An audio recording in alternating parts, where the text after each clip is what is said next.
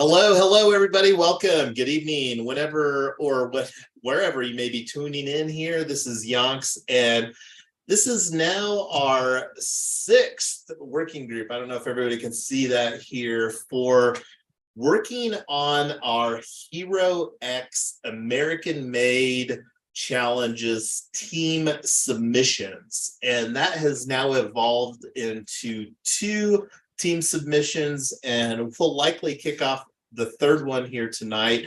But we've got a new contributor besides the normal team here, Tyler and Amy. We have Nick on with us. Welcome, Nick. Would you like to do a quick introduction?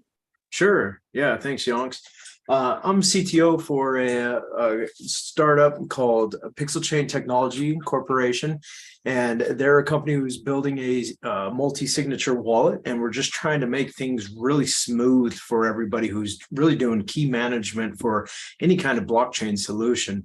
As we all know, blockchains are really controlled by keys, and everybody thinks that a wallet is what holds their funds, but it's really about that key management, and we're just trying to make that all butter smooth for everybody out there. And then I'm also kind of getting my own little startups going on some AI solutions where we can load up documents and you can ingest kind of any information that you have and ask questions in natural language. So that's my background. Awesome. Well, welcome. Looking forward to seeing how that you end up contributing here to what we're building.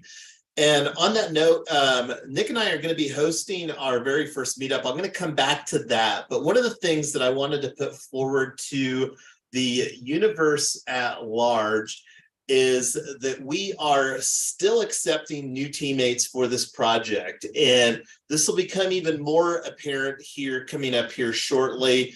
And I'm not going to go into all of these details right here, but these details are on our project page as well. So keeping down the list, so the upcoming contribution opportunities to finalize, and this is one of the things that we're going to be talking about here. Right now, we're looking, and let me go ahead and open up our calendar, and this is one of the things that we're wanting to get a little bit more presence on our website, and we'll be talking about that here tonight during our agenda. But right now, we're just doing a real simple Google Calendar, and this is on Web3 Freedom Club. So looking at next week, we're wanting our team submission, and let me actually change this to a monthly view here. So looking here at September, so we're wanting to have our team submission done on the 19th, and we're looking to do an office hours here on Tuesday or Wednesday, and then another working group Friday, Saturday, or Sunday, and then our final one probably on either Monday or Tuesday where we'll finalize. So one more office hours. And just to recap, our office hours are really like, and we'll be talking about some things that we may talk about. I'll get that those let us meet circulated to everybody so that we can make sure that we get the best time window. So this was something that I talked about, looking forward to this. Cryptorado is, and that's actually where I met Nick at the Seedstock Cryptorado happy hour. And this is by far my favorite meetup with the various types of meetups. And we're actually going to be hosting our very first meetup here in North Denver at Satire Brewing on Thursday, and that's September the 14th. I'm going to throw this link on the live stream chat so that everybody has it. And do you want to chime in? Any thoughts on that, Nick? Sure. Yeah, no, I'm really looking forward to it. I think this Satire Brewing meetup is going to be great. There's not a lot of people I found up here in this kind of northern Denver area. I found some people down in Boulder that have meetups and in Denver. But and even up in Fort Collins, I think they call that NoCo. And it was so funny when Yonks put this together. We kind of threw the words together, North Denver, and it just spelled out node. And I thought that was pretty cool for blockchain. So I'm really looking forward to this. I'm hoping that we can kind of provide a venue for people who don't have a very close by place to go. And I think that this North Denver meetup will be a good opportunity for us. So I've been throwing out some feeds and trying to get some people who are near us to show up there. But yeah, this sounds really exciting. And it's by far my favorite craft brewery. I've known the proprietor, the headmaster of this brewery since the late 90s. So we go way back. So looking forward to this. He said he's got plenty of space for us. So we'll be talking more about that here throughout this next week as well. Because we'll probably have our office hours and probably our first, I'm not sure if we'll have our first working group, because that'll probably be we'll see how it falls out on the Let Us Meet though. So anyway, looking forward to that. So one of the things that wanted to talk about, we love experimenting with different Web3 types of tools and stuff like that, and wanted to talk about how that we can best leverage this Crypto Rado event for what we're building here. Do you want to chime in on any thoughts that you've got on this, Tyler? And I did ask my mom, by the way, to come watch Brooke for us, so we should be good to go to full blow this from both perspectives here. So my number one thing is we have a 2-year-old, so any weird noises, any shrieks, any toddler music that's coming out of me is that a thing. So a couple things. The Crypto Rado group has like 2,500, 3,000 members in it.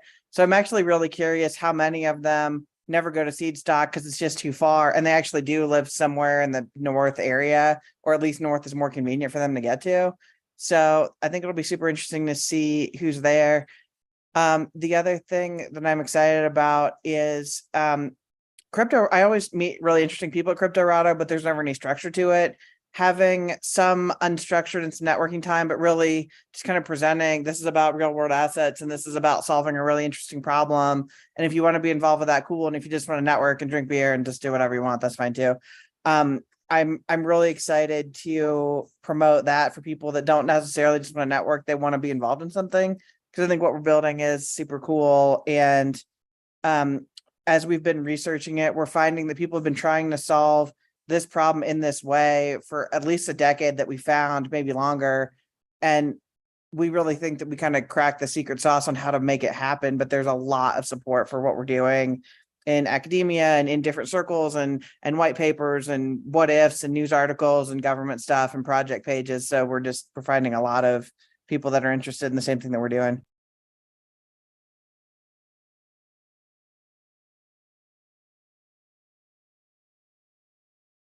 So if it's not on your calendar, put it on there if you're here in the Colorado area, and I'm going to be reaching out to some other people. But we've got some more time to kind of think of some ways that we can really amplify the exposure for this. And one of the things that we're really wanting to do, and this is one of the things that we're going to talk about here. I can't remember if I really got this as an itemized agenda thing, but we're wanting to create a change.org petition for doing this decentralized social or community.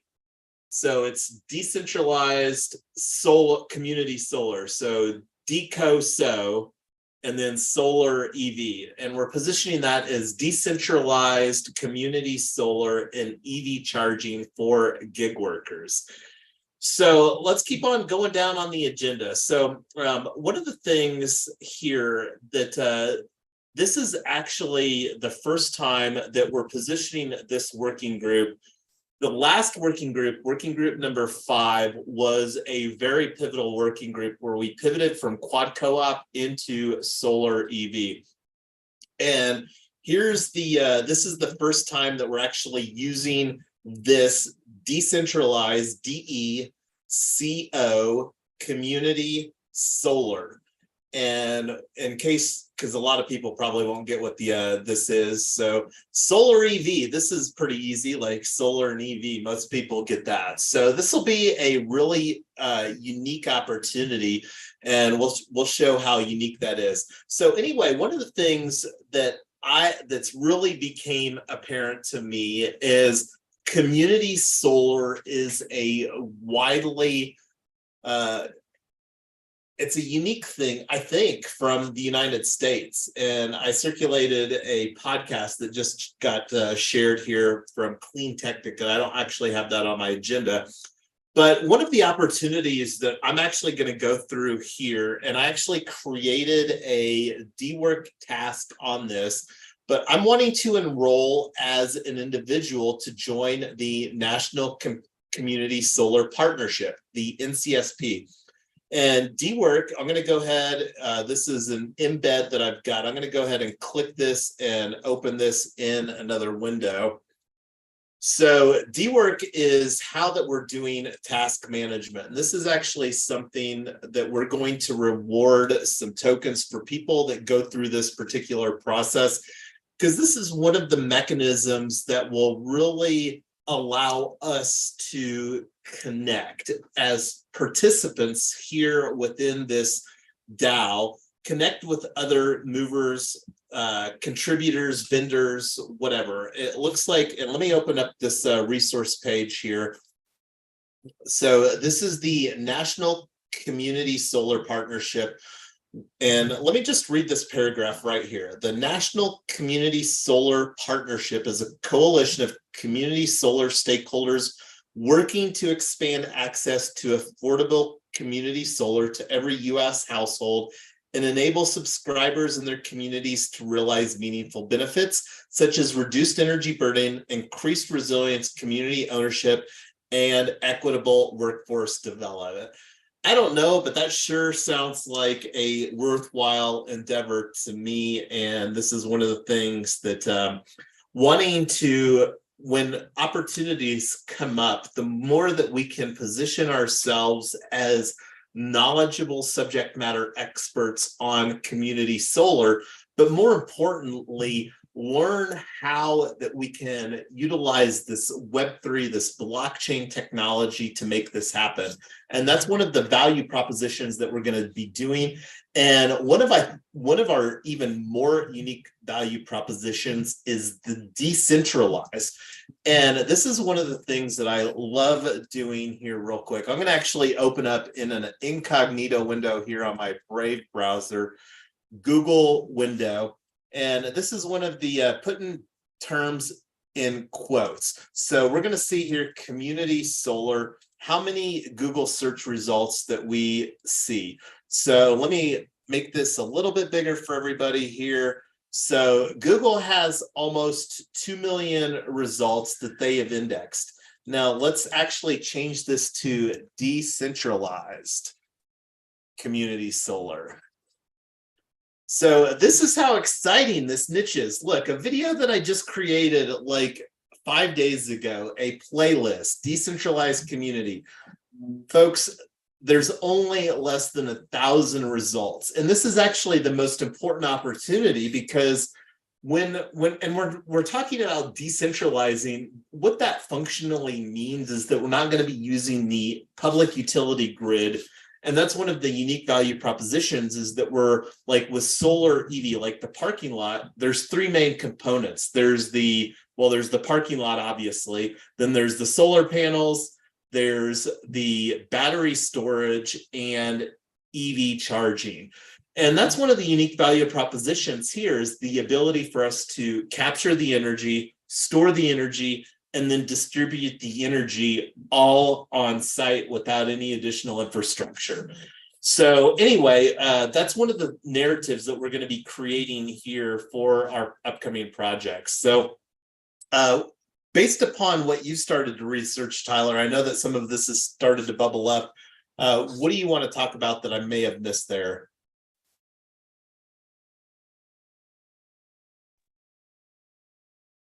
So a couple things. One is I had reached out to a professor at Kansas State University who wrote a white paper about carports just deploying solar.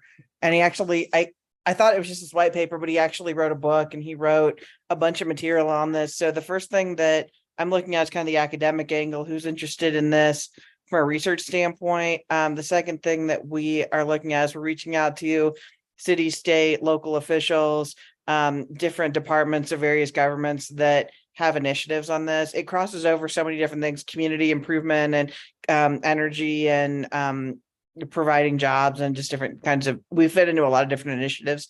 So I'm compiling a list of people that we need to reach out to on that. And then the third thing is we're looking at the builder partners. So it might be a restaurant owner or a commercial parking lot or a solar developer who actually is an expert in the construction of this stuff. So those are kind of the three groups of people that we're really interested in connecting with right now. So I'm just kind of doing that research right now, compiling it. That's awesome. And that's one of the things that we're working to get better at is using some various tools here, like within Notion, for working more collaboratively so that we're not like basically doing the same thing over and over again in our own little vacuum. And that's one of the reasons that we love this format, is that we share very openly the methodology that we are doing ourselves as far as when we're going through various tasks and or initiatives. So, and that's one of the reasons that we're creating this. And this is, again, a bounty. And let me share this link on the live stream here. So this is the join as an individual. And I'll share what that looks like during our next office hours or working group, maybe even both. Because this looks like the best opportunity that doesn't have a price tag surrounding it. There's other trade associations and stuff like that. I'm not going to talk about that here on the live stream, maybe on the office hours, but this is one of the free efforts that the U.S. Department of Energy, and I just shared the DWork task on the live stream. So I'm going to go ahead and close up both of these windows here. I was just looking at the events page. There's an upcoming conference here, but that starts tomorrow in Las Vegas, and I'm not personally attending that because we're focusing on this team submission right now. So anyway, moving on down the agenda. So one of the other things, this was an absolutely fabulous, this solar futures study, and I'm going to bring this open in the window here, and I'm going to share this on the live stream as well. Solar futures study, and this was a pretty exhaustive research report. I haven't went through all of this myself, but this is something that I would encourage people to go through and look at. And this is talking about the opportunity that solar deployment and the impact that it will have here and stuff like that. So this is another opportunity to learn more on this technology. So this is, I'm not going to talk too much about this. Here's another resource. This is a webinar that the NCSP did here, low income community solar subscription. And Colorado is actually one of the states that's participating in this development aspect.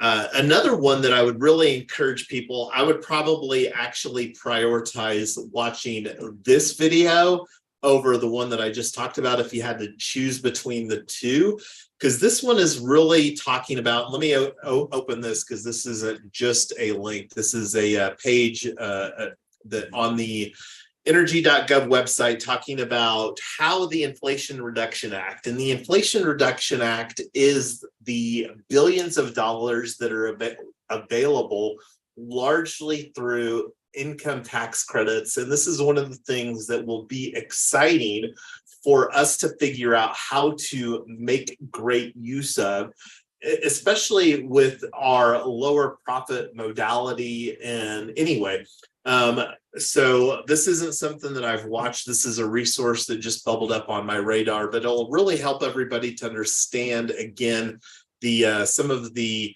how that this impacts solar deployment. This is exactly what we're talking about here, is a solar deployment. So Community Power Accelerator. So this is the second of the Hero X prizes that we're submitting an entry for.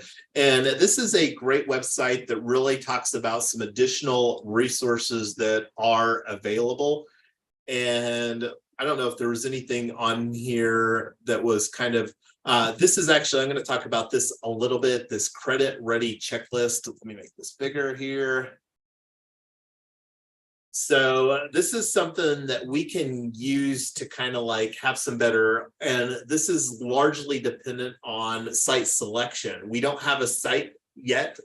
Now we do have a house here, and that's where we're doing the live stream from. And it'll be interesting to see how that we submit. And one of the things, and I don't know if we want to go off on this tangent right now. Let me go ahead and close this window. But one of the things that we need to decide on, as we only have, today's the 10th, and we're really wanting our narrative to be finalized here within 9 days on the 19th. So the thoughts is, should we create our narrative only surrounding the parking lot aspect, or should we do it around two models, the parking lot with the solar canopy and the single family house aspect?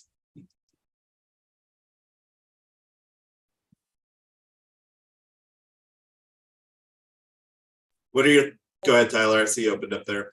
Yeah, I think we should do two, because the models are similar, but they're different enough. I mean, we're not going to put a level 3 fast charger at a private house, and the model is much more geared toward Tesla co-op. So I think we should do two separate ones, because doing them together, I think, is going to create a lot of confusion.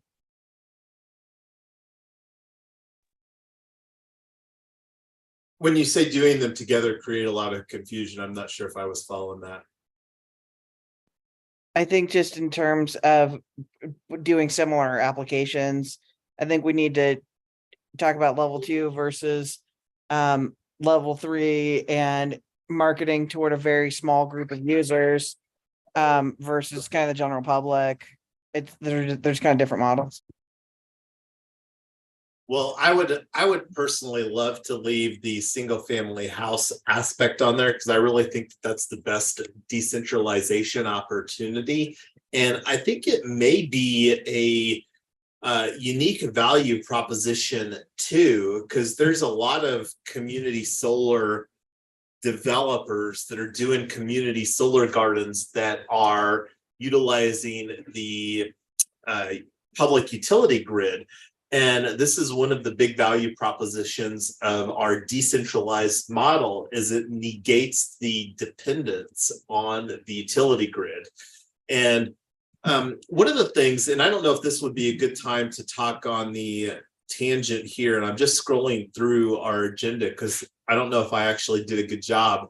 Let me bring this in here as another bullet point, because the other third contest, and let me just scroll down here to this. This is from our main project page, solar EV project priorities, funding and capitalizing. So right now we're talking about, these are the two Hero X prizes that we have to finalize our narrative for in literally 9 days. And that's one of the reasons that we're going to be doing the 1 office hours and the 2 working groups here within the next 9 days, is so that we can really get our team submission finalized here. Now, the community energy innovation, this is the one that I really think that we should structure our narrative more surrounding, because this is the one that we're going to have a full timeline to work on. And when you look at like what I think is like the most important aspect of what we're wanting to do is this right here: provide support, build trust, and strengthen partnerships with underserved communities while advancing the clean energy transition. And the underserved community that we're focusing on is gig workers.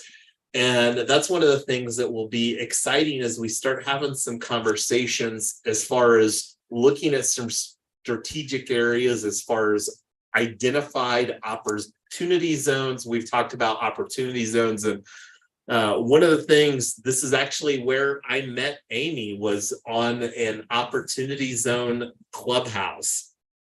And there's still, I believe, strong opportunity to utilize opportunity zones for doing some of these capital and infrastructure situations. And I don't think that there's anybody that's really paired a community solar aspect. And one of the things that I think also makes Colorado more unique is the way that Colorado increased the amount of energy that can be generated from a single family home. So we're kind of going off on a tangent here, but wanted to bring this back to the Community Energy Innovation Prize, because this is not one that we had created a team for. So before we go through and create a team, solve this challenge for the Community Energy Innovation Prize, does anybody have any reservations? Amy, you've already went through this process with us. I'm going to let you talk as far as circling back and just to paraphrase, we're wanting to create our narrative around two solutions for solar EV: the parking lot canopy and single family house. Which one are we submitting? The EV project? It's all going to go under a solar EV, because that's also one of our unique value propositions, because we're targeting the gig worker community as an underserved niche, or the underserved community. And that's one of our unique value propositions, is that we can pair gig workers to these decentralized energy resources, like whether it's a parking lot, which would be, in my opinion, the no-brainer, or the single family house. What Tyler and I are suggesting is that we are intentional about creating both of those solar EV situations within our narrative for all three of our team's submissions. I think the situation calls for approval by the city if you wanted a fast charging mechanism in a home. And unless that is solved, I think we need to just veer towards the commercial aspect of it being in a parking lot. And I'm sure you understand why. But so it's up to you.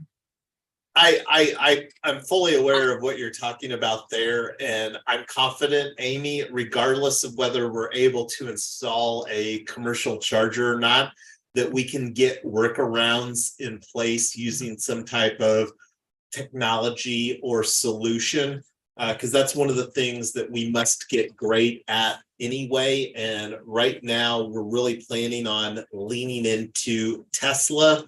And like from the EV standpoint, I think that there's an opportunity to utilize Tesla API data to really be able to do the billing on a per person basis, regardless if we, and I'm pretty sure with the House bill that Colorado passed, that I think that we'll be able to get the commercial charger anyway. And I think that it will be easier for us to have the conversation with the city when they understand the bigger vision that we're talking about. Because when we're talking about the parking lot, that's kind of a no-brainer, in my opinion. I mean, we're talking about improving the parking lot, and any sensible person, when they're given an option to park under uncovered or covered parking lot, any sensible person all day long will always choose a covered parking lot. So we're increasing the value proposition of the parking lot while deploying clean energy solutions that will support the local community. So I think that'll make it easy. Go ahead, Amy. I also have some thoughts about that. If we are building on a parking lot solely targeting gig workers for the usage of it, will limit our monetization of the product that we are putting out there. And, So, to be clear, we're not going to limit the utilization of this public infrastructure to only gig workers. There will be, and whether they're a gig worker or not, we're not going to restrict joining the DAO as a cooperative member if you're a gig worker or not. So what we're wanting to do for the gig workers and or any of the members in the DAO is provide a reduced pricing. I still think that with the pricing that exists in the metro area, I think that we'll be able to have a reduced pricing for everybody, and then even more reduced pricing for our cooperative members, whether they're a gig worker or not. So we're not going to have that be like a we're wanting this to be very inclusive, where it's available for the community at large.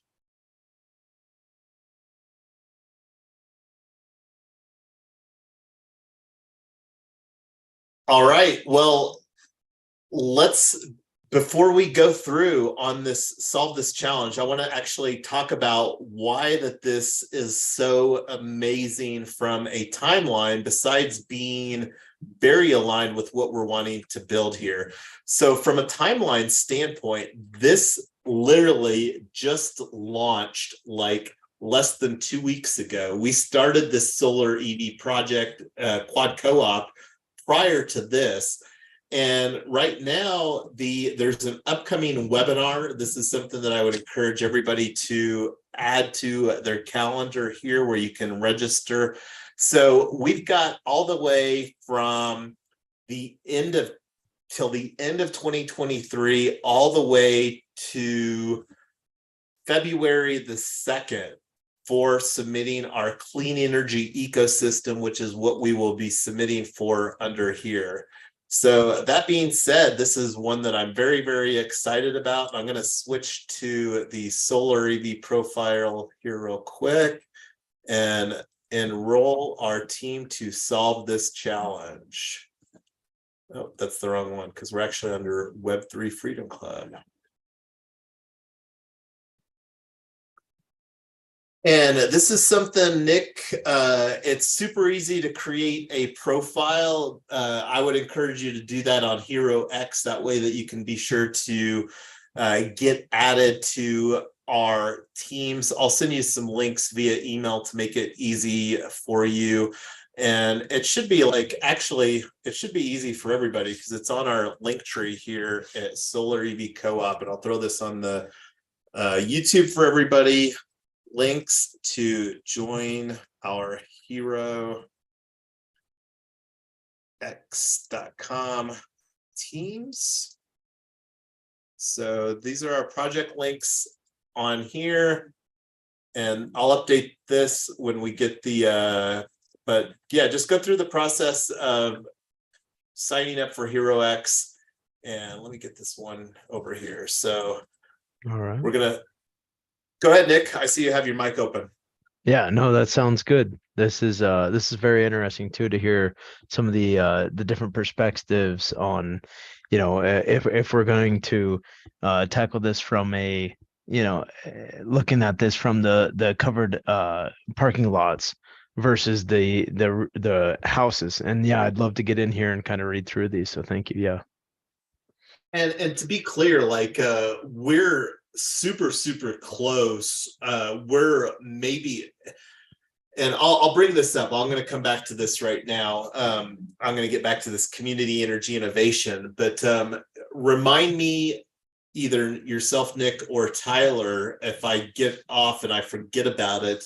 But one of the things that I mentioned at our Cryptorado is the ERC 1404. So let's talk about that with the opportunity, because there may be some opportunity to seek some DeFi protocol partners for capitalizing the solar at the single family house that we're already nicely monetized, because that's one that we have an immediate opportunity that could be our very first single family house within this decentralized community solar model that we're building out here.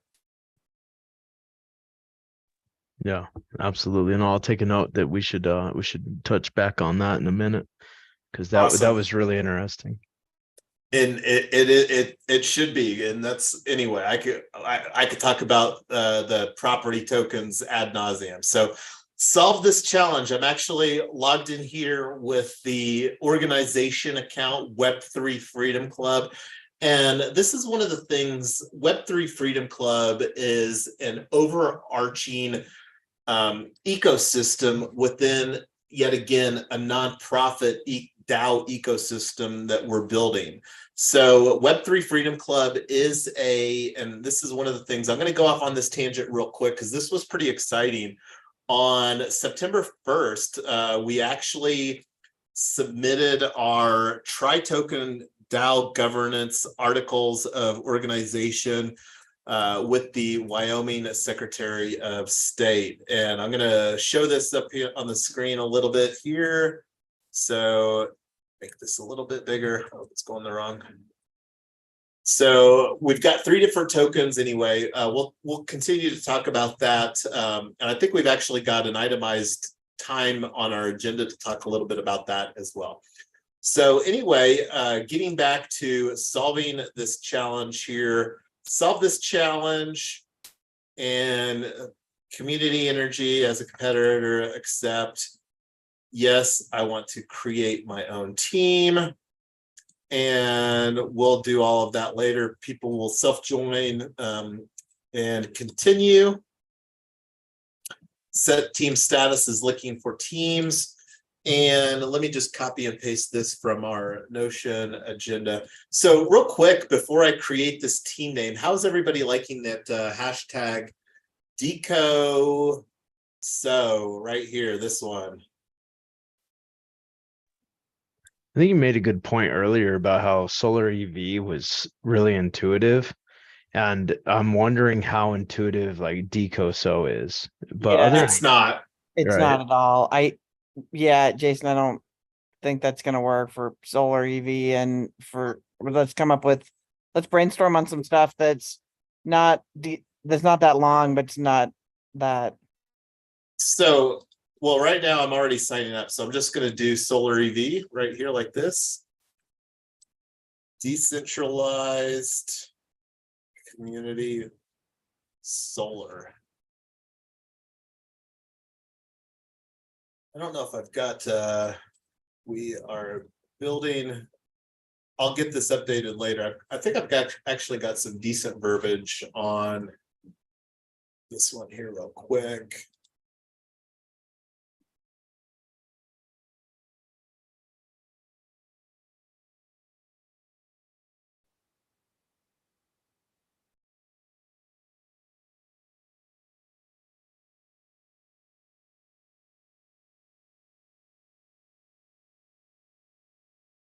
I'll just copy and paste that right there, looking for, I can't remember what I use for those people interested in using Web3 technology to solve real world problems.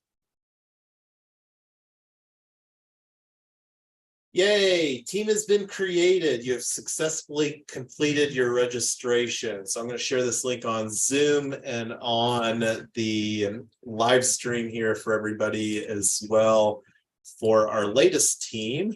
So this is the Community Energy Innovation, I think is what it's called. Community, no, that's the old one. Community Energy Innovation is what it is. Team link. And I'll actually go through and just show how easy it is for everybody here on my own profile for joining the team. And this is what it'll look like for somebody that has already gone through the process of creating their HeroX team. I click join, register to compete. There's the competition for this particular one. And let me see if that's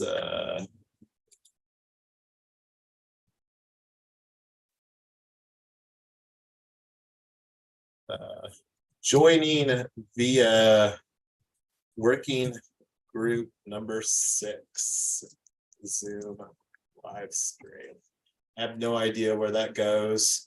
Your request to join this team has been submitted.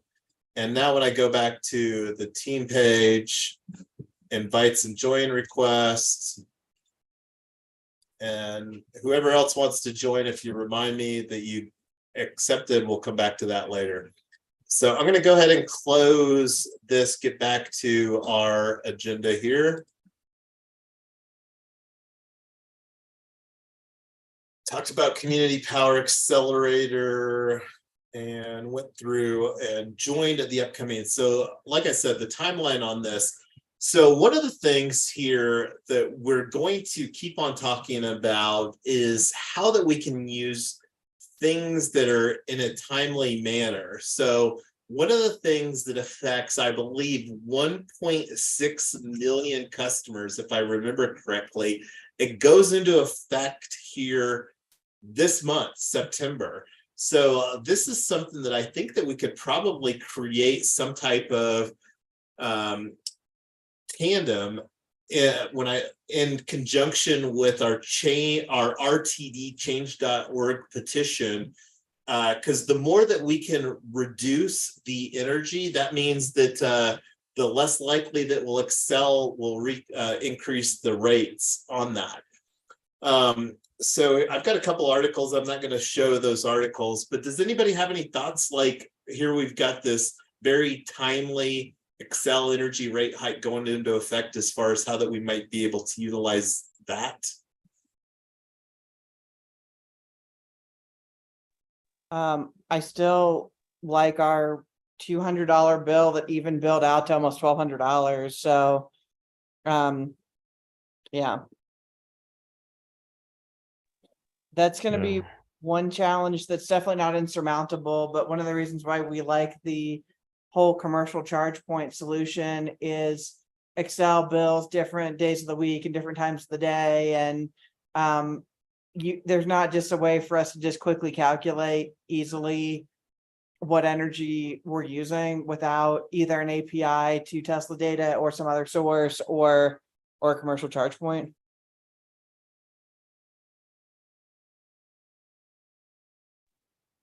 Yeah, I mean, our bills have gone up a lot here. I mean, we just got a solar installed, and it's still it's still painful. I mean, we're still paying quite a bit in our electric bills. So to me, this is a huge marketing point, right? That we can get people's attention. I mean, right now everybody's feeling the pain.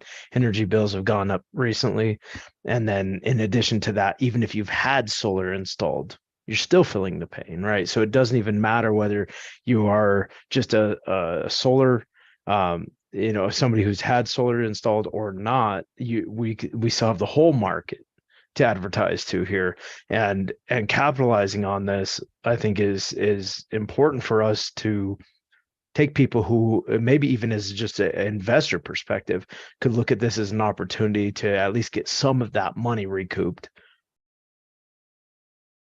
And I think that that's one of the things too that we can really put together as far as like some educational aspects on because what we're doing, I largely believe is a marketing effort. And it'll be interesting to see how people adopt this $20 initial onboarding cost into the cooperative.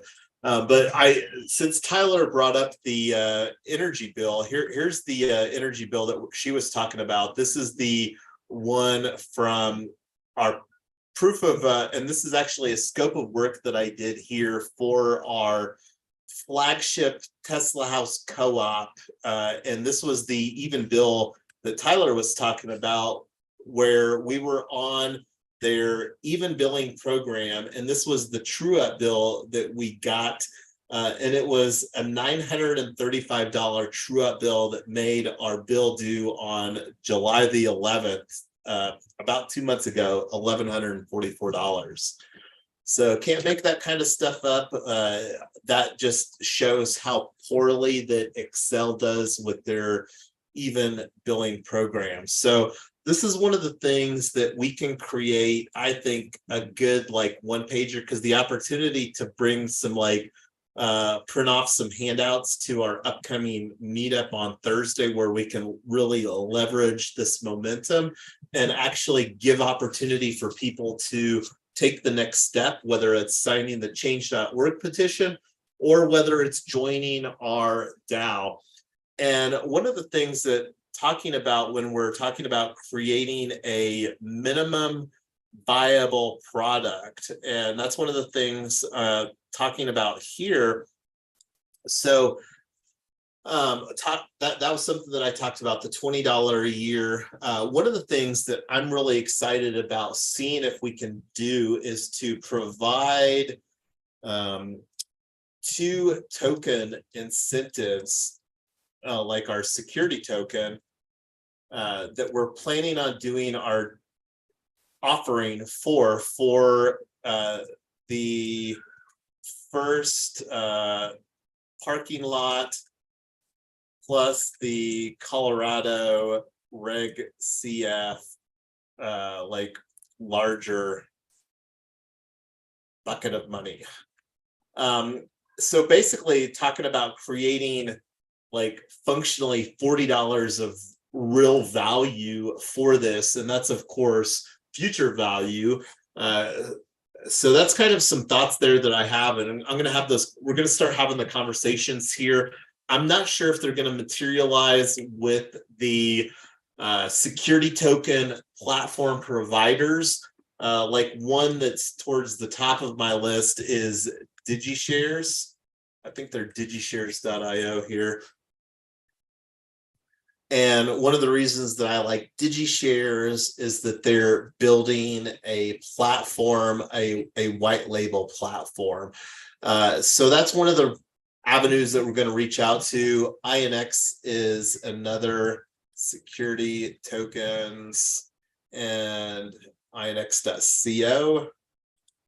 And another one is Securitize. And that's 3. If anybody's got any that they would like us to bring into the conversations, reach out to myself. DMs are open online. So I'm going to kick off those conversations on the security token platforms. Not sure if we're going to have anything solid here within the next 9 days, but we're going to go for that anyway. So going back to our agenda here. So any other final thoughts as far as using this Excel energy rate hike before we go on to this next item?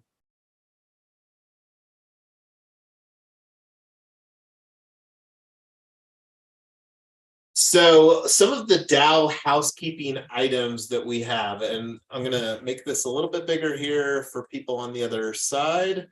So right now, we have functionally launched, and I just showed you our launching of Web3 Freedom Club, and we're looking to launch the same type of framework for solar EV co-op. And one of the housekeeping items that we have is to finalize, and I know that this is something that Tyler has been working on, and I don't know if she's going to be able to get back to the conversation. I heard Brooke talking about, and this is one of the reasons that I put this as far as a conversational item for the next upcoming office hours. But let me show the one that we used for retoken. So vote.ret.team is some DAO framework that we set up for retoken DAO. We are planning to reboot retoken DAO as P-token, as in property token. And the proposal that I was wanting to talk about here is the one where we upgraded or updated our operating agreement. And I think that Tyler's got some additional aspects within what she was working on than what we had. And I think, so here it is. This was retoken improvement proposal number 7. And I'll share this with everybody on Zoom as well as the YouTube live link here. So this is the retoken DAO operating agreement. Now, the main difference between what we're wanting to do with Web3 Freedom Club and Solar EV Co-op is that we're wanting to make a NFT membership-based DAO. We didn't have a member component within Retoken.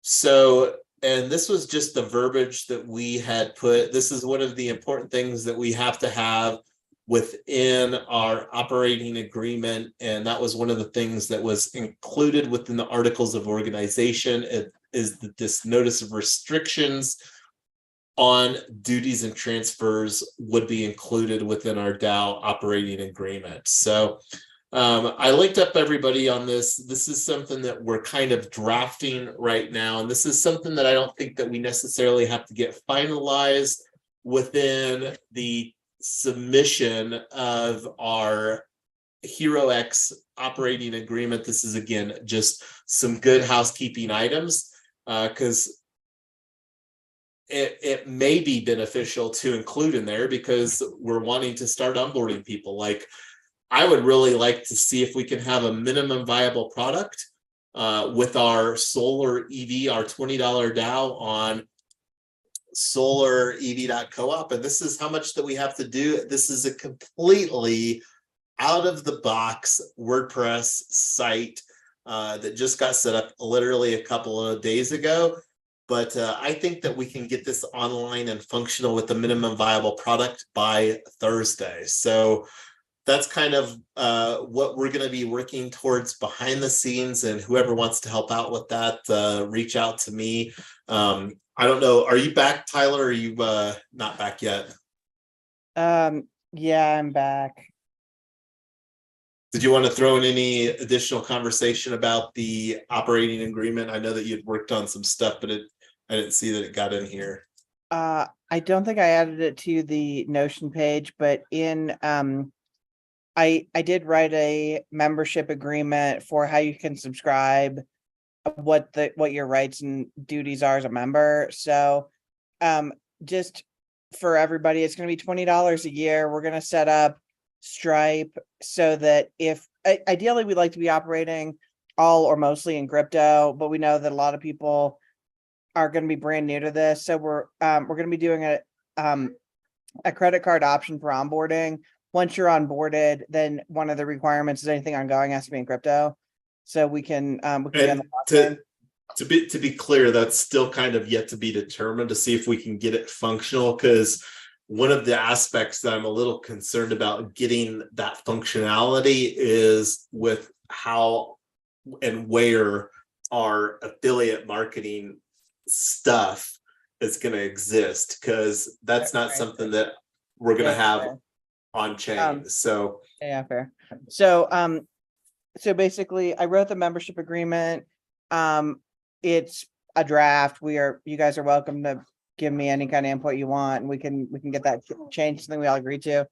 And then the other thing was I beefed up our white paper a lot. So that's what I was working on most of this afternoon. Was I think we've got a pretty good start on it, maybe even close to a draft. And that's something that I want to prioritize, just making sure that people think that what I wrote is okay. And if I missed anything, that we add to it or edit or whatever you guys want.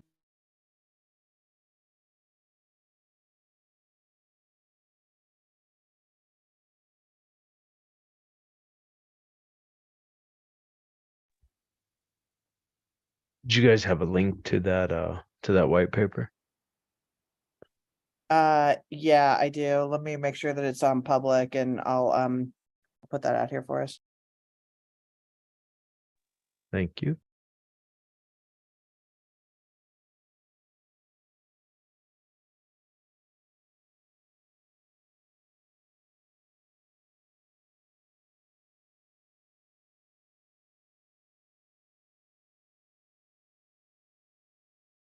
And kind of the thoughts are with the white paper, and it's actually linked within the right here under the solar EV project priorities, which is on our Notion project page.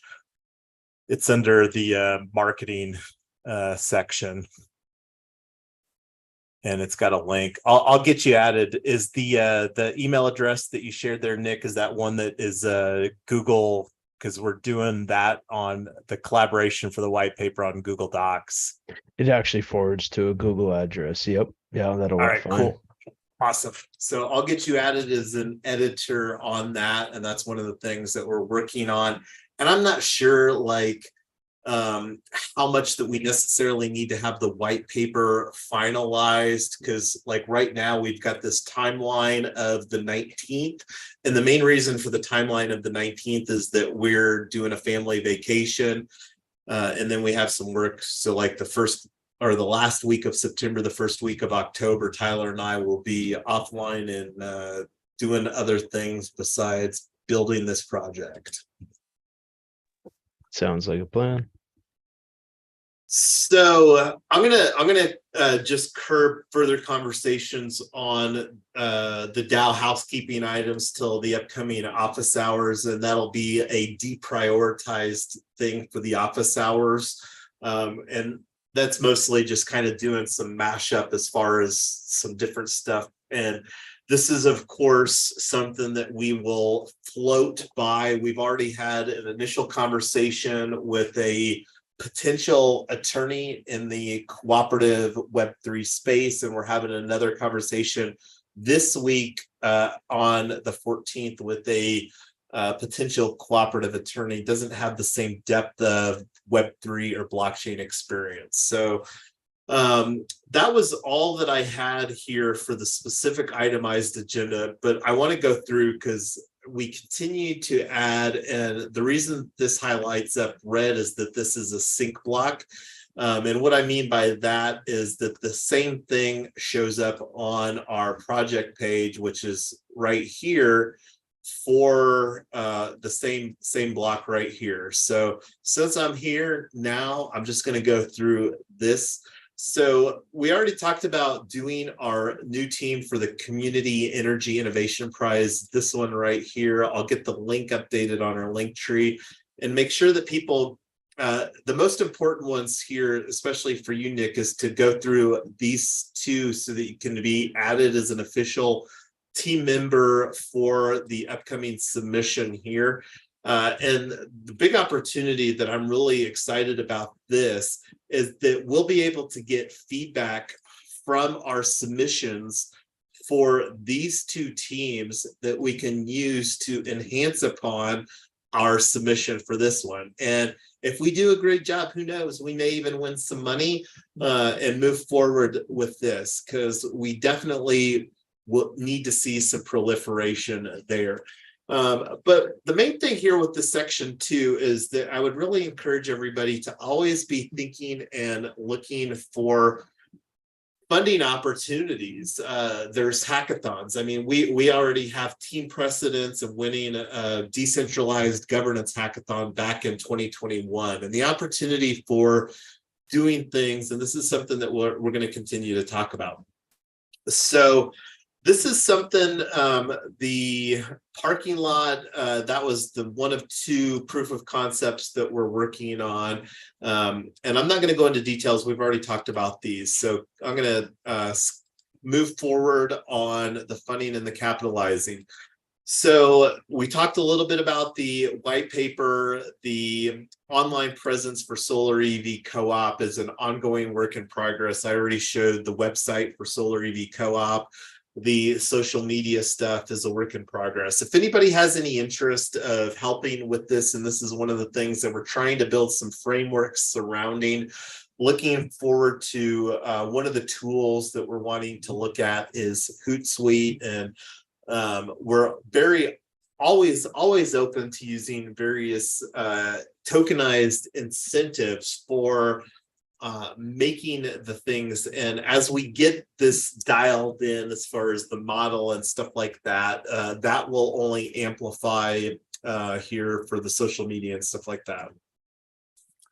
So talked about the websites and solar EV, WordPress. Not going to go into details as far as why that we're using WordPress, but we're wanting to expand this initial WordPress into WordPress multi-site that will ultimately also house Web3 Freedom Club and other projects within the ecosystem. So that's one of the things that looking forward to incorporating, and one of the reasons that we love using Unlock Protocol is that it does have a WordPress plugin, and that's something that we don't even have installed on our website yet.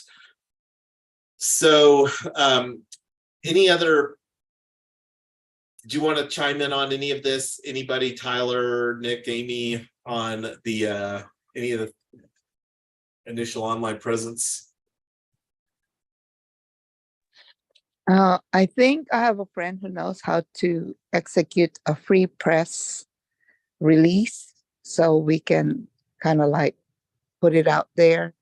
I'm going to ask him again what the process is, and we could probably utilize that to promote. That way, if anybody Googles about us, we can be popping out there.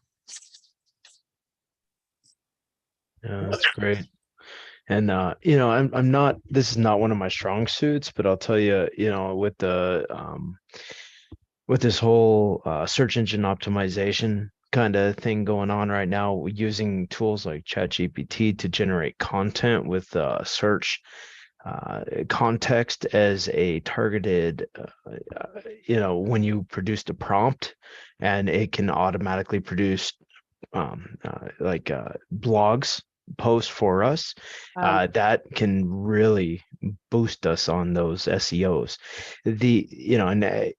I'm not an expert in these areas. I think a lot of the value of my time is going to be more in the technological kind of solutions, but definitely marketing is something I'm weak in, but I do know how to do it from a technological perspective and how to optimize SEOs. And it's a matter of content and those key search terms. And when we have something that can generate content for us, like a generative AI, we can target those key terms and generate content in a new way. So I think there's a huge opportunity here that we can play arbitrage before these search engines catch up. So Nick, love where you're going with that. What Jason has on the screen right there is, I actually did a quick run GPT and said, make me a list of topics and subtopics within those topics about solar EV charging. Some of them apply more than others. Google is kind of weird around downranking just purely AI generated content, but what you absolutely can do from a marketing standpoint is use it as prompts. And then my biggest challenge as a writer is not the writing, it's figuring out what to write about. Of what am I going to talk about again? It's solar EV, we build carports, we put solar panels on them, we charge. I mean, what else is there? So again, not all of these are going to be relevant to our project, but this is what I did to get things going. And hopefully everybody can, even if it's rough, start writing things or run your own ChatGPT on these things and then edit them. I think Google downranks if it's just pure GPT, but if it's generated and then edited, I think it ranks as original. That's interesting. Yeah, and I think that's an important point. And not only would I position myself as a writer, but when you use ChatGPT, position yourself as a reader. So when you build your prompt, say things like, we are an EV charging solution, and or instead of that, say I'm looking for an EV charging solution that has ABC, and let it spit out that content, because this now puts you in the position of a reader, and those key search terms kind of flip, and it's a very important strategic kind of change to look at. Yeah, that's a really good idea. And I think the most important lens that we need to look through, and this is the lens that I can speak to with a high degree of certainty, is that of a gig worker that's driving an electric vehicle or a gig worker that is thinking of driving an electric vehicle. Like one of the blog posts that I should write is why a 7-passenger black on black Tesla Model Y is the single best vehicle that anybody should be driving. And that being said, that's actually an opportunity that we haven't even talked about here, but one of the sub-communities that we're wanting to create within Web3 Freedom Club is Tesla Black. And that's going to be its own tokenized sub-community that, you know, and the more that we can incorporate a content strategy within this ecosystem that we're building out. And we'll be talking a lot more about Tesla Black here in October and beyond, because that's absolutely going to be a key component of reaching into our desired target niche of gig workers. Yeah, no, that's really good. And even to those points, you know, that there are these when you go into these prompts, I love where you're going with this because it addresses so many of the use cases, but even take that step backwards and not just answer those questions or ask those questions that are very particular and pointed, like you're aiming at, because they are important and they're going to drive traction in that vector. But if we take that step backwards and we ask, why did you ask those questions? You know, how, like, what is the intent?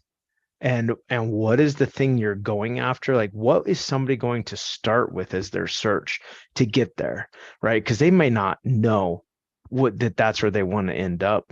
And if we can walk that path backwards a little bit and then put that into these generative AIs, you will end up with a whole new set of information that is things that we hadn't even thought of, that are avenues for us to get into. So just, you know, kind of what are the questions that people are going to ask to get into this space, right? And if you just put that into these generative AIs like ChatGPT, you're going to get all kinds of ideas, which is really powerful.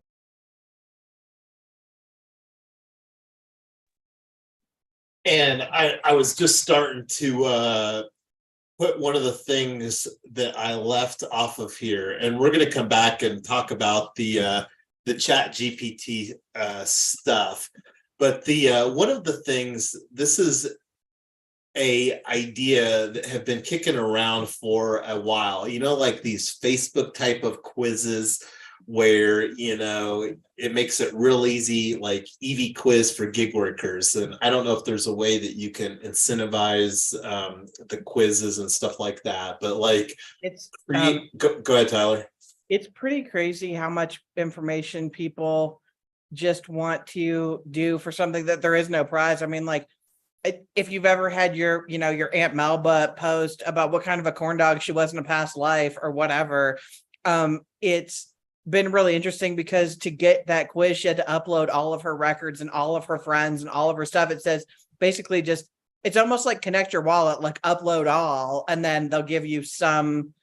I mean, it's pretty crazy. I want to create something that's valuable and not just stupid, but people love taking these quizzes, and I want to make sure that we're creating something that respects their privacy and really answers their question, adds some value. Yeah, and I think that there's a lot of opportunity to absolutely garner insightful details, but then also invite people to the conversation. Because, like, I think with what we're creating, especially with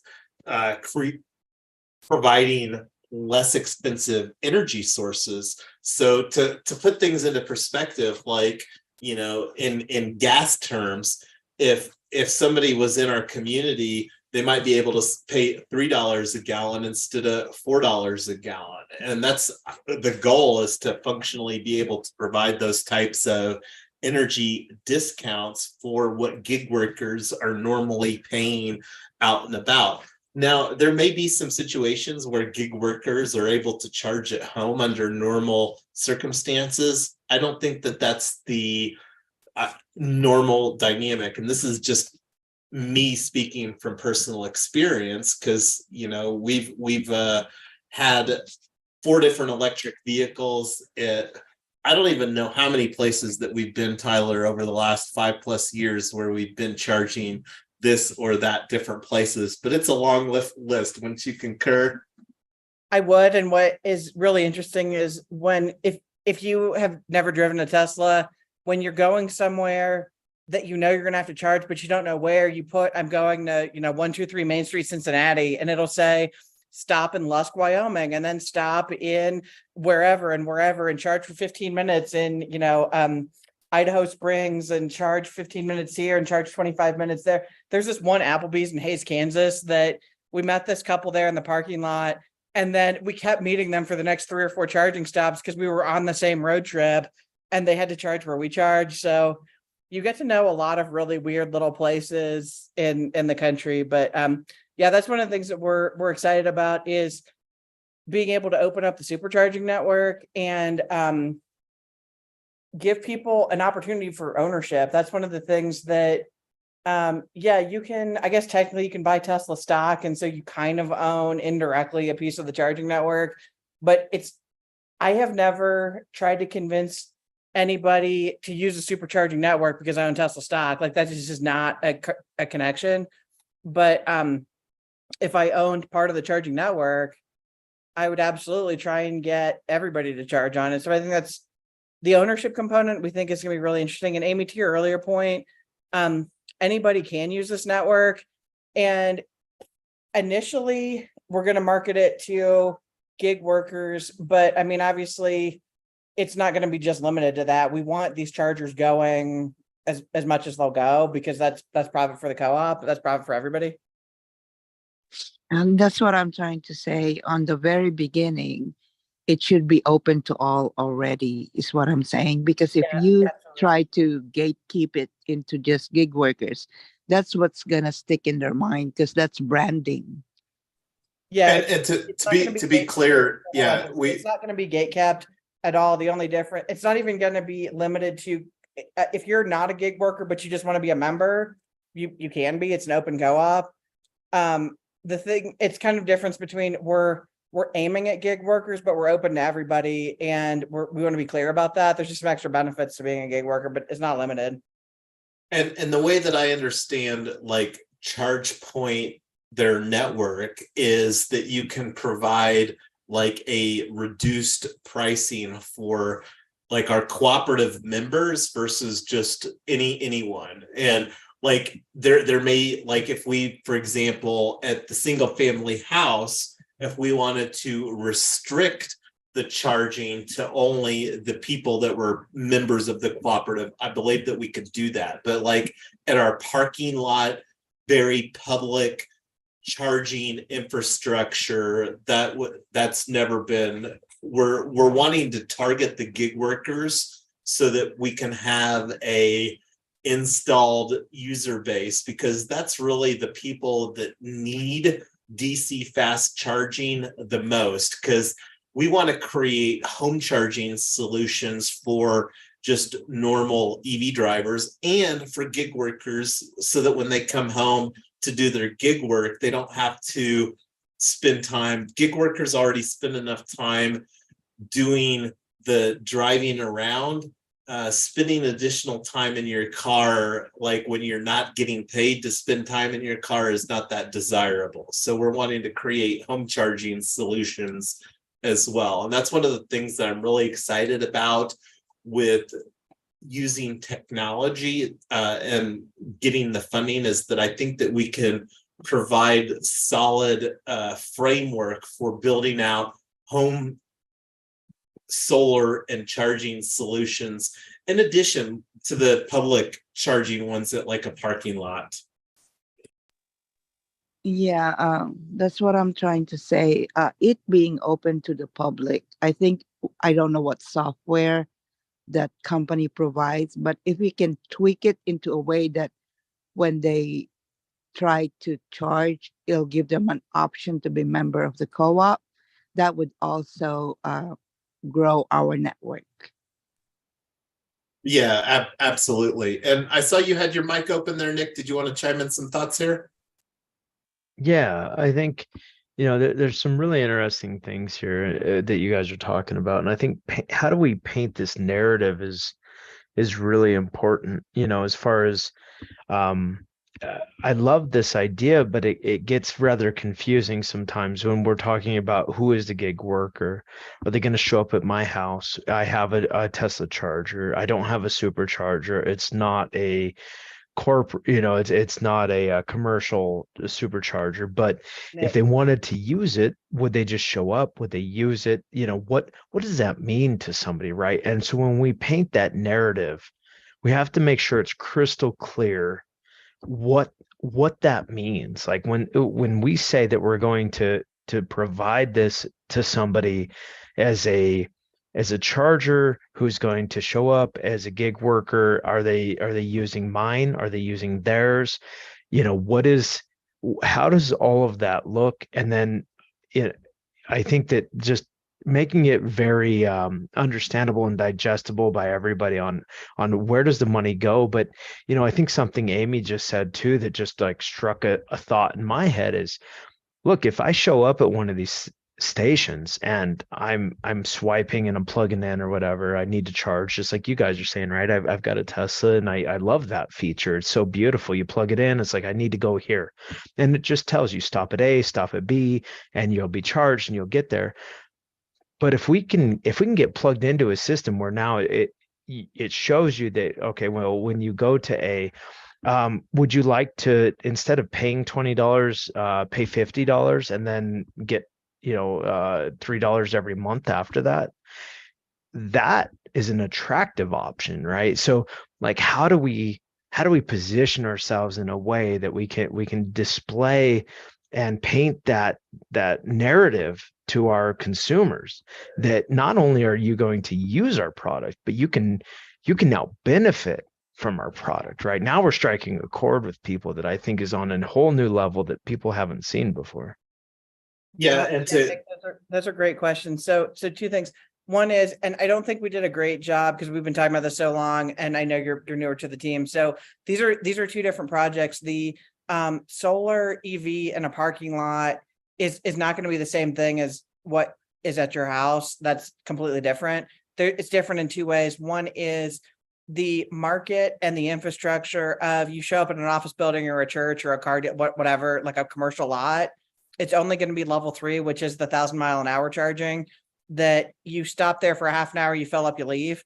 The home charging is geared toward a roommate situation where you've got gig workers who are roommates in the house, and they're constantly slow charging overnight at their house. So you've got 2 to 4 drivers who are known, who might live at your house, not your house, but might live at the house where the charger is. And then that's it. You don't have random people stopping by, because random people don't want 25 miles an hour charging. You do that when you're there overnight, and you can just plug it in and go to bed and it's full in the morning.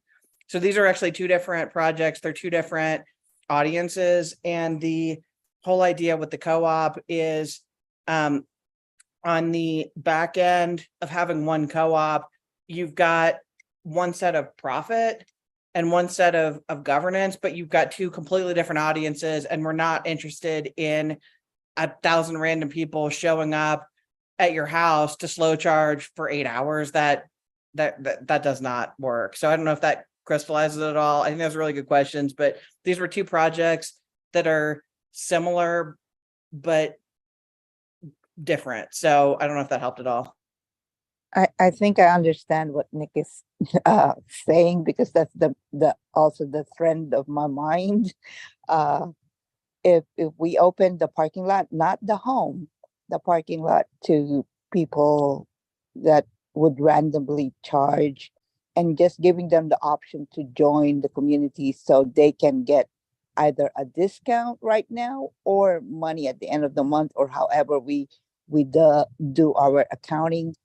That would be like a plus to them to join, is what I'm saying. And that can grow our community also.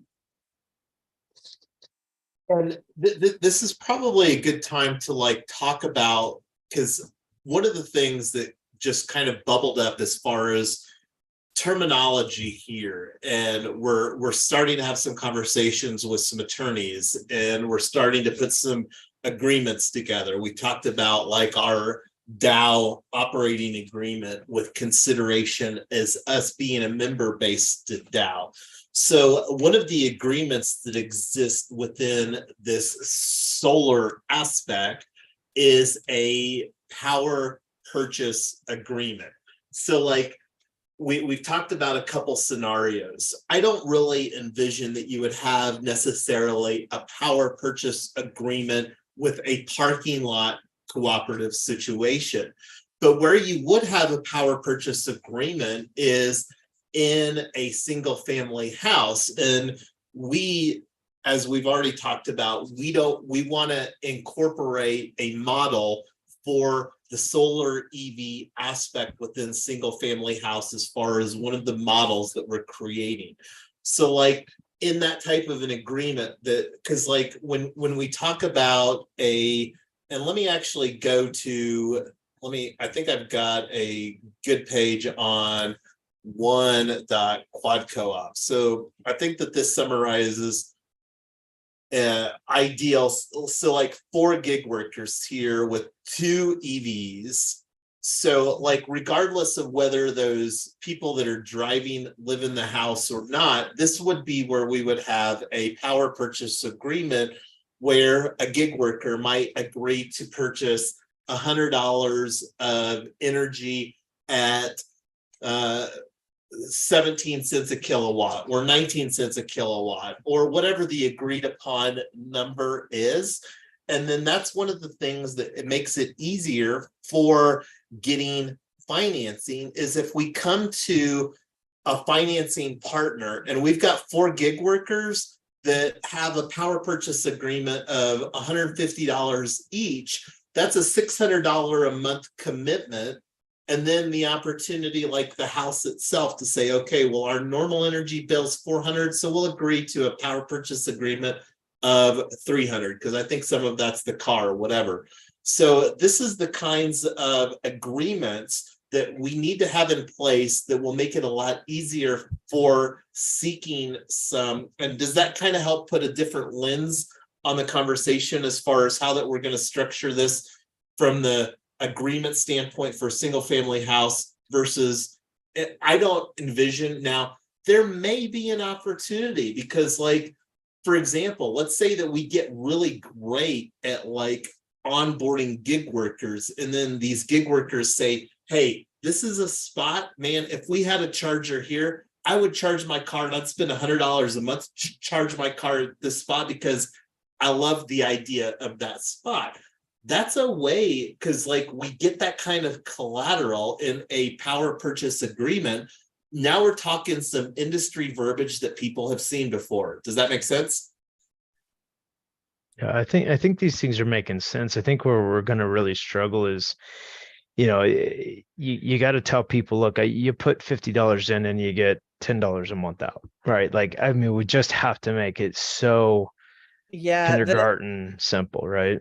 Yeah, the thing that we're absolutely going to do is not talk about the house charging and the parking lot charging together at the same time to the same people, because that's where there's a lot of confusion, number one. And number two, anybody can use the parking lot chargers. Not everybody can use the home chargers. If I've got room for 2 roommates, that's how many people can charge. I don't have room for 100 roommates. That's it.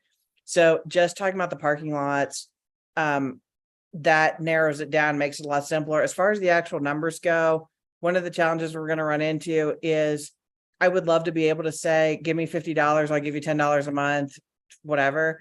So much of that is how much solar are we generating and how much usage is there and whatever. And what, like, do we have a massive amount of problems with the solar panels? Who knows? This is new. So I would love to say, hey, you can charge as much as you want, whatever profits there are, you get a cut of them. I just don't want to promise people something that I can't commit to from a number standpoint. You know what I mean? Absolutely. And I think there's two really important points here. I think that the first one is that going into this with a very clear directive, that I love the idea of the house and I love the idea of the parking lot. But when we're talking to people, they're going to get confused. And so just simplifying the message. Let's do the parking lot thing, right? That's the commercial. That's the big spectrum. I mean, it makes perfect sense, right? You got a covered garage, parking spot, right? Right now we're talking about RTD, uncovered. Well, when there's the sun, it's covered. My car is cool. And when there's the winter, I don't have snow. And if there's hail, I'm not getting car damage. So I'm going to park under the solar all the time. And if we can propose that to RTD and we can get a vote on that so that the city allows us to build this thing and get superchargers involved, all of a sudden we're providing a solution that taxpayers don't have to pay for, and yet we can get funding for. And this can be a privatized operation, I presume. This is like win-win-wins all over the place. So there's that first huge benefit. And then, on the second side of this thing is that when we're coming in with these, with this kind of like solar EV solution, and we can just present people, and you're absolutely right, Tyler, that we're not going to know all the numbers up front, but I'm sure we can estimate them, and especially over like some pretty big swaths of the time frames and just if we just took averages, we could tell people, look, here's the average, right? This is what we're going to have to pay for the solar. This is what we're going to have to pay for the superchargers. This is what the cost of the electricity is going to be if we're not getting the sun, blah, blah, blah. And yet this is the minimum cost benefit you're going to get. You're going to, you pay your $30 to charge today, or you pay $50 to charge today. And every month after this, for the rest of your life, you're going to get $10 a month. I would choose that $50 investment every time, right? And that is the kind of thing that when we can put that in front of people, we're going to be a game changer. And that I think people would really understand the benefit of. Now, I mean, the only cost that I see outside of like everything we're proposing, this is the beauty of this model, is that it's like you can stamp this over and over again. The only thing you have to pay for is the maintenance and the replacement of these solar panels.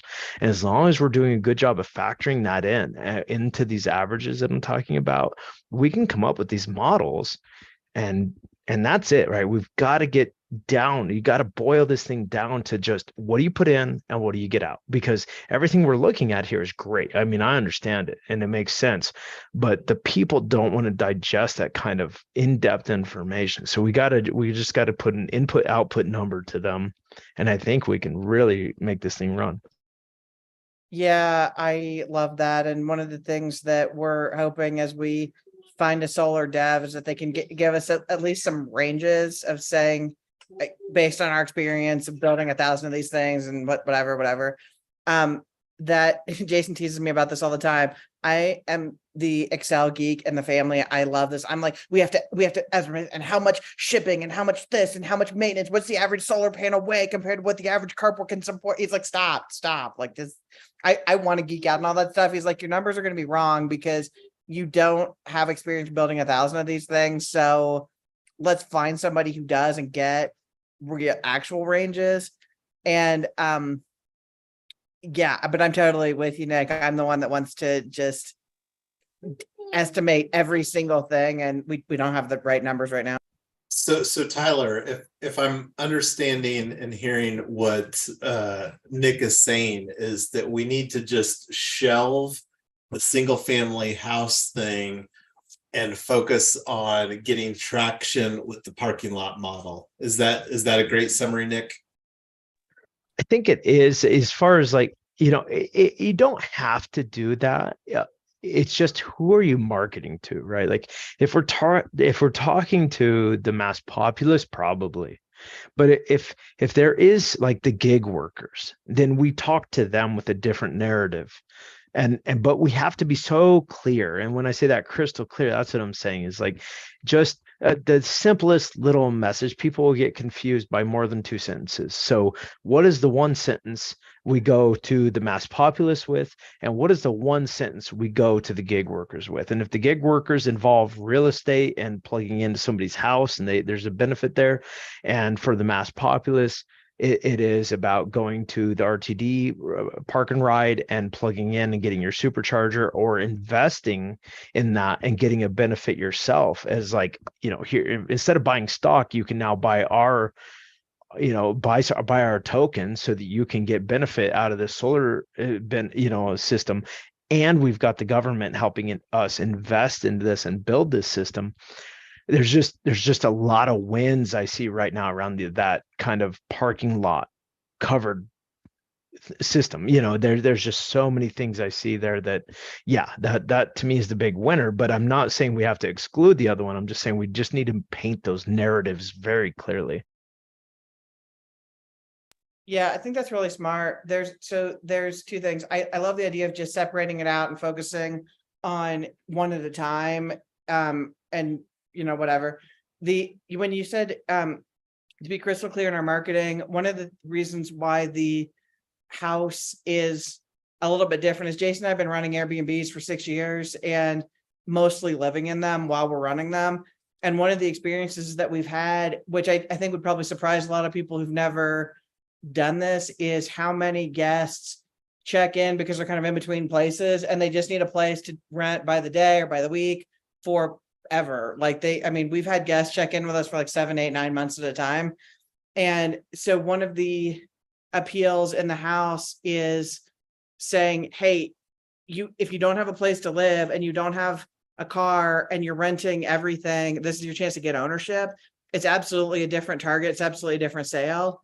But a gig worker who says, hey, I have a job. I drive an EV. I don't need a place to live. It's not interesting. Completely different market. So yeah, there's probably not going to be a point where we would market these together because they are pretty different.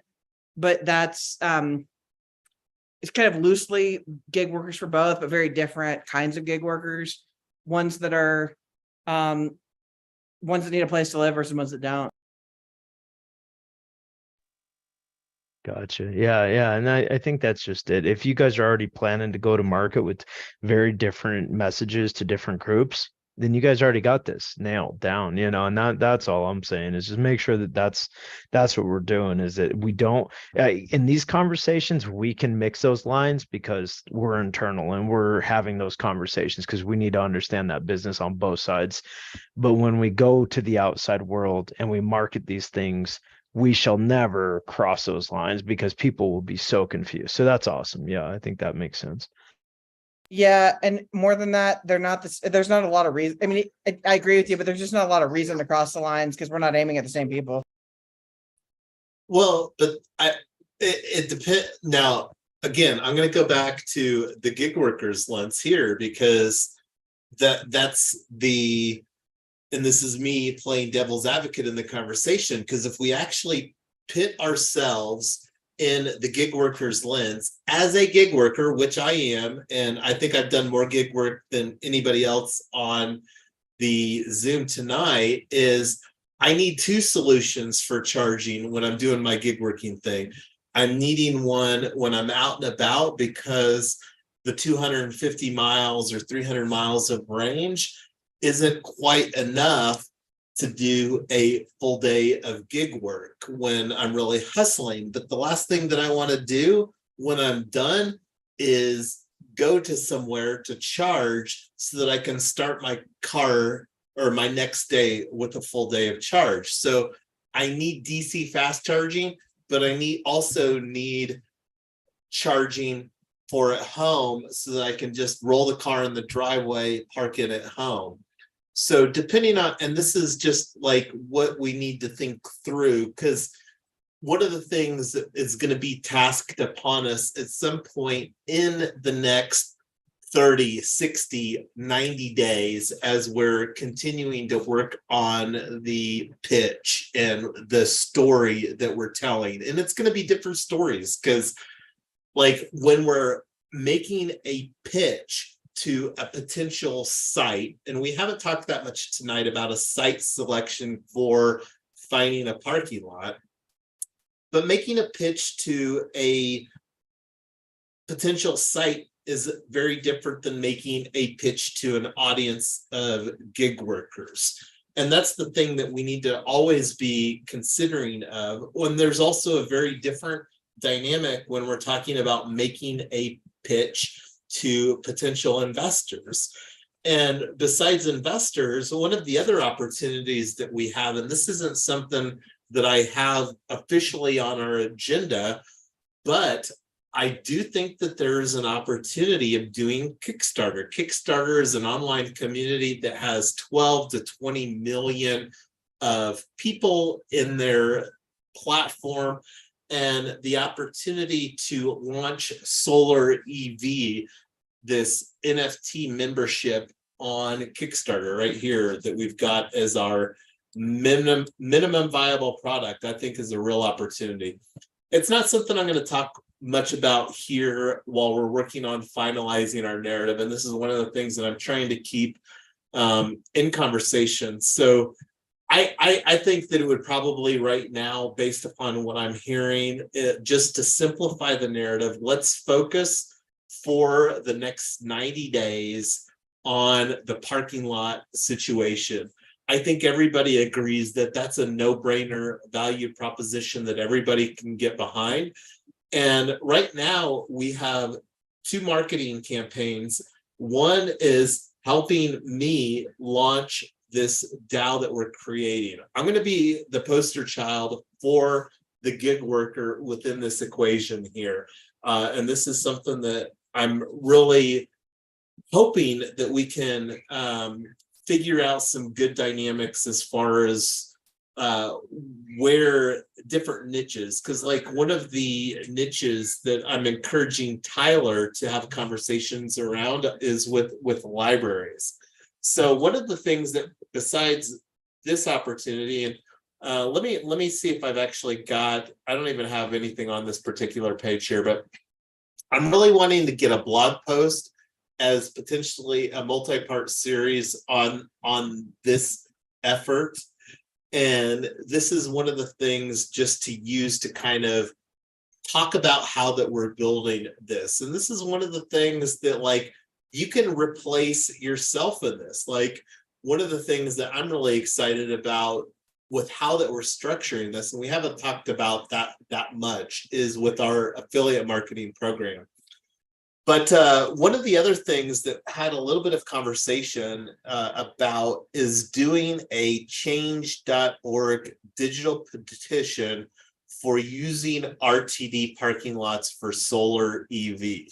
So this, in my opinion, is kind of like, if anybody has any vehement objection, this is the last time to really voice this, because this is something that I think that we really need to move forward with.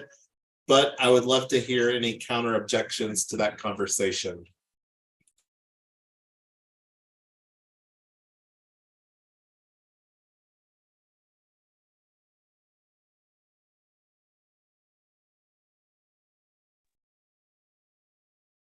No, I'm not hearing any objections. So this is something that we're going to move forward with. I'm going to get the change.org going. And I think that there's a real strong opportunity to use this in tandem with the Excel rate hikes.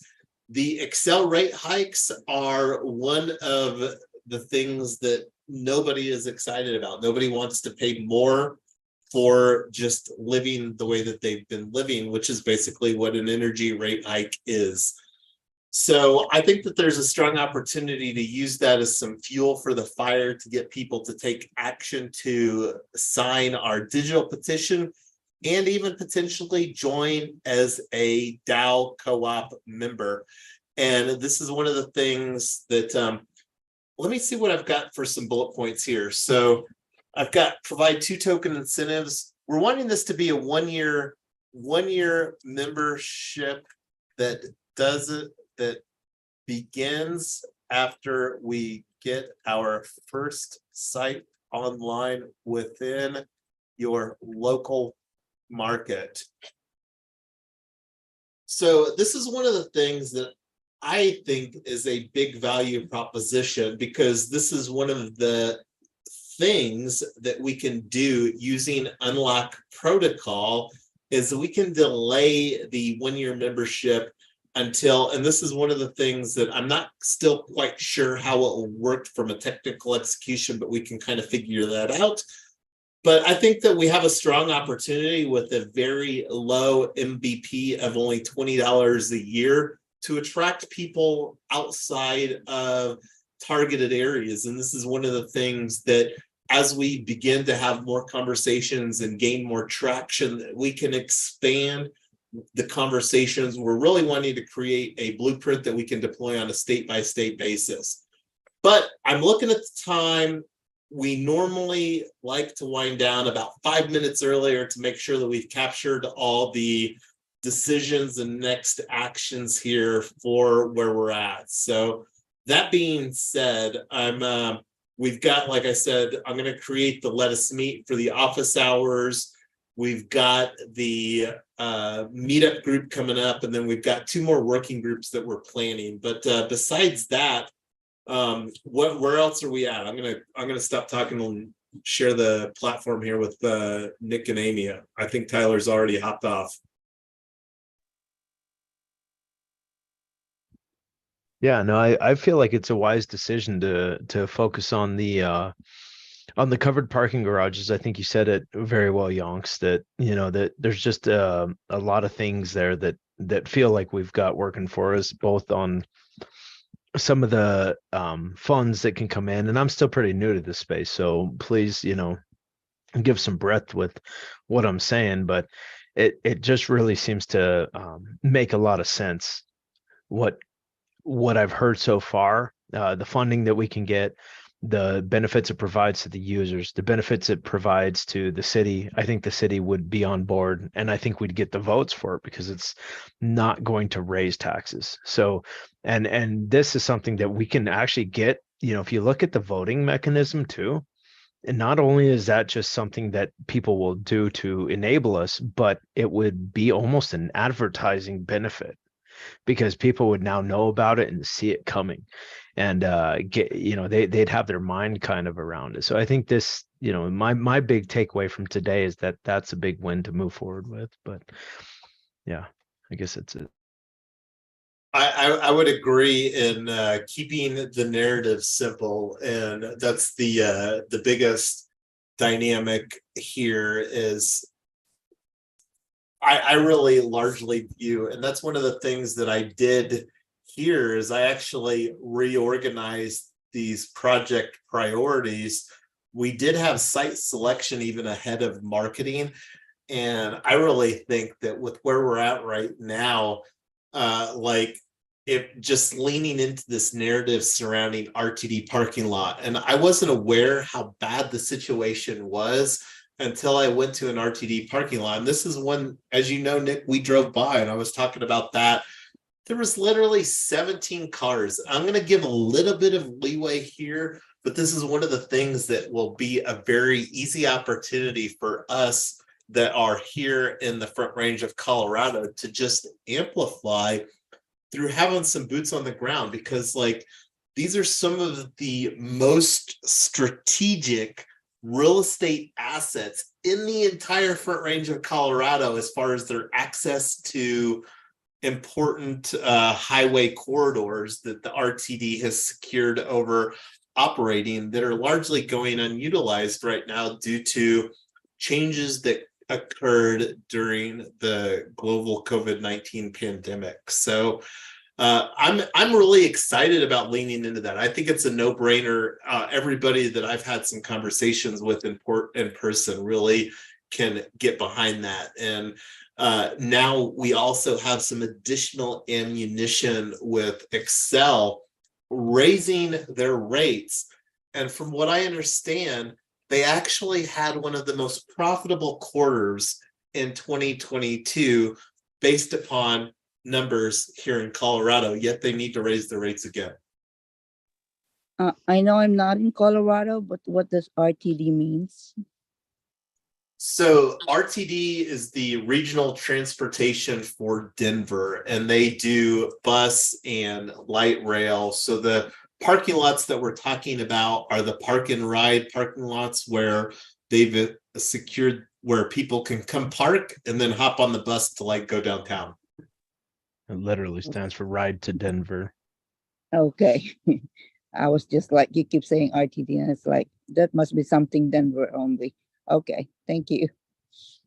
But we will fine tune this as we go, because there's a lot to be said and contribute on how we will execute this. And on the matter of Hero X, if we could do the paperwork together like we did last time, that should help finalize all that 3 applications that we have. And to be clear, Amy, we only have 2 right now. The informational webinar for the one that we just signed up for tonight, the webinar for that is not even until October the 12th. And Okay. then, and the way that I look for these first 2 submissions is that this gives us some practice. And then now we get to execute a full-blown marketing, team building strategy and get all the details finalized for the one coming up here. And more importantly is I still think that there's a strong opportunity to do our security token offering for our proof of concept site. And this will also give us this fall, this winter, to find a site for doing our parking lot canopy solar EV project.